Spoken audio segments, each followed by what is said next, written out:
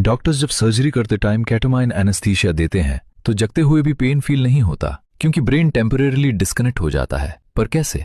आइए समझते हैं इसका मैकेनिज्म ऑफ एक्शन। केटामाइन का मैकेनिज्म नॉर्मल एनेस्थीसिया से अलग होता है। ये ब्रेन को कंप्लीटली बंद नहीं करता, बल्कि एक डिसोसिएटिव स्टेट क्रिएट करता है। मतलब ब्रेन के डिफरेंट पार्ट्स आपस में प्रॉपर कनेक्ट नहीं रह पाते। नॉर्मली जब बॉडी में इंजरी होती है तो पेन सिग्नल नर्व्स के थ्रू स्पाइनल कॉर्ड से होता हुआ ब्रेन तक जाता है, जहां वो प्रोसेस होते हैं और हमें पेन फील होता है। लेकिन केटामाइन इस प्रोसेस को बीच में डिस्टर्ब कर देता है। ब्रेन में एक इंपॉर्टेंट केमिकल होता है ग्लूटामेट, जो न्यूरॉन्स के बीच सिग्नल्स को पास कराता है। ये ग्लूटामेट एक स्पेशल रिसेप्टर पर काम करता है जिसे NMDA रिसेप्टर कहते हैं। NMDA रिसेप्टर एक आयन चैनल होता है जिसके थ्रू कैल्शियम और सोडियम आयंस न्यूरॉन के अंदर जाते हैं, जिससे न्यूरॉन एक्टिवेट होता है और सिग्नल स्ट्रांग बनकर आगे बढ़ता है। केटामाइन इसी NMDA रिसेप्टर के अंदर जाकर नॉन कॉम्पिटिटिव ब्लॉकर की तरह काम करता है। मतलब ये रिसेप्टर के चैनल को अंदर से ब्लॉक कर देता है। जैसे ही ये ब्लॉक होता है, CA+ इन्फ्लक्स रुक जाता है, न्यूरॉन प्रॉपर्ली एक्टिव नहीं होता और सिग्नल ट्रांसमिशन वीक पड़ जाता है। इसका सबसे बड़ा इफेक्ट होता है CNS के 3 इंपॉर्टेंट पार्ट्स के बीच।